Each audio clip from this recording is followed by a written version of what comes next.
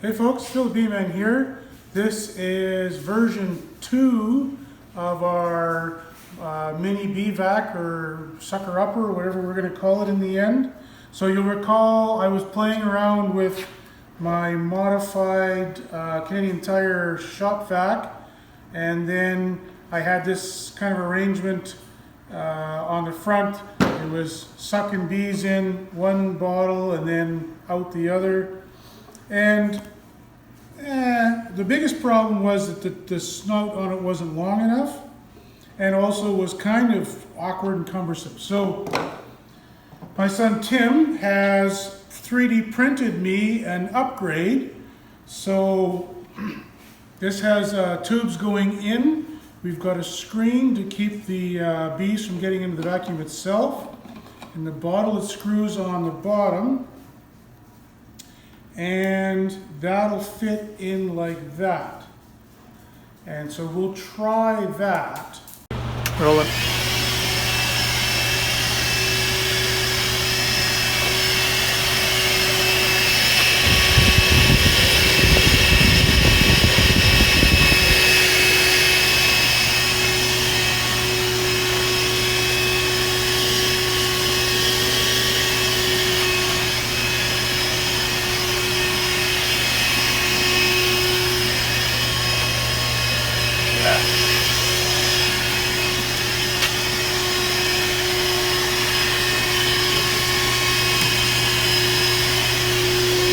Samples I've taken so far. Let's have a look at those. Got a few here. This is the very first one we did.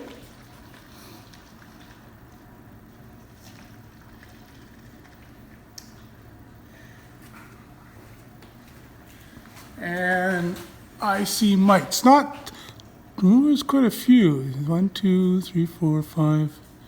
Yeah, there's mites there. So if you're wondering about whether you're picking up mites, the answer is yes. Now, got a couple of things that as I was doing this occurred to me. One is there could be dead mites, quite an accumulation of dead mites on the bottom board. And if you're just sucking those up, you're going to have a really wild measurement. Also, it's a pretty dirty sample because you are picking up all the crap off the bottom board. So I think in our next version of this, we might try to have a snout on this that tends to gather from the top rather than the bottom. So to try to avoid picking up debris on the bottom board. Let's keep looking at these samples.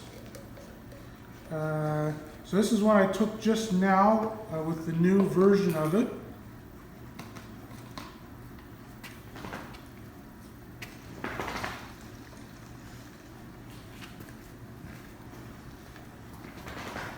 And you can see pretty dirty sample. All that wax floating in there really obscures the impression you might have. I see mites. 1, 2, 3, 4. So we are, if you want to know, can you measure mites?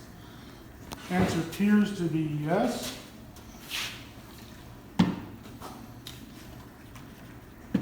Another sample taken, this is one taken yesterday, kind of when we were learning how to use this thing. So I think this is a pretty dirty sample.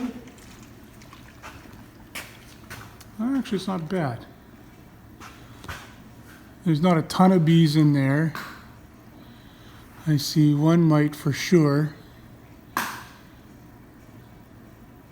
2. There's probably only 50 bees in there, so that probably represents about 4%. Okay, now it gets interesting, because I have 2 samples here. These are from hives that, for my control group, that were not treated with Apivar last fall. They were treated with oxalic in October twice.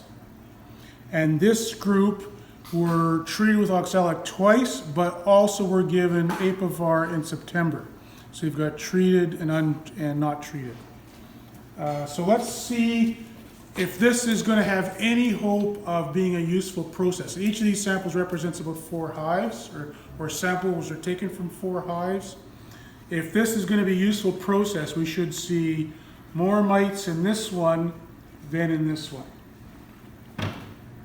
So let's do, I don't know how we build the suspense the most, but let's do treated first.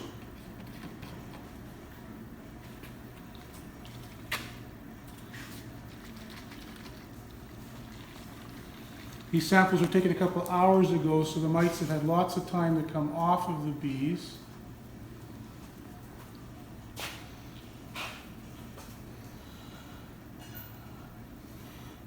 And you're looking for that very round shape. All these little floaties of bits of wax don't matter, but we're looking at 1, 2, 3, 4, 5 mites anyway.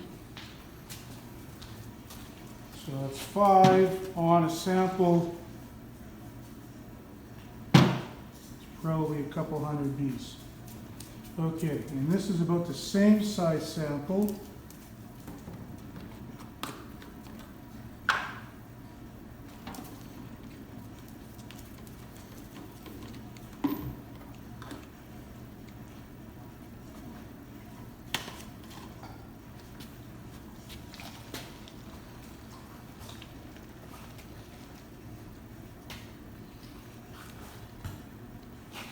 And we're expecting, our theory was that we know these untreated hives aren't nearly as strong. Okay, we know that from the thermal camera. So we're expecting to see a difference in mite levels. And I think we do. 1, 2, 3, 4, 5, 6, 7, 8, 9, 10, 12, 13. You'd have to get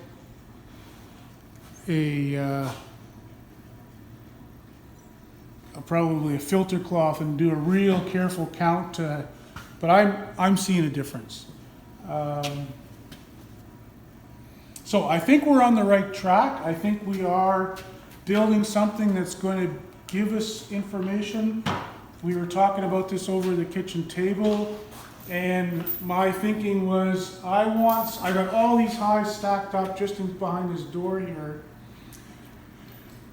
I can't get into each hive, but there's no other time of year where I have more access to all my hives at once than when they're inside.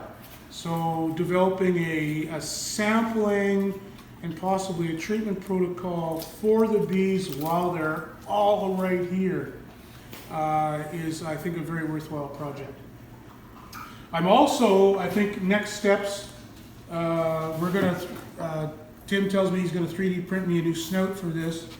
Also going to look at whether we can vac bees off the top bars with some kind of snout attachment that would make sampling in the summer maybe a faster, I know the scientists say you got to sample off the brood frames, nothing else is reliable, but if you don't do it, that's also unreliable. If we can come up with a quicker and dirtier sampling method that gives us more numbers faster, we can always, correct for the effort involved in a few samples. So that's my thinking on the machine here. So stay tuned. I appreciate the comments some of you have made about how to improve it. You write a longer, flatter snout with a bit of an upward facing scoop, so we're sucking the bees off of the bottom of the frames, not taking debris off of the bottom board, I think is the next major improvement. Okay, that's it. Thanks a lot, everyone. Have a great day.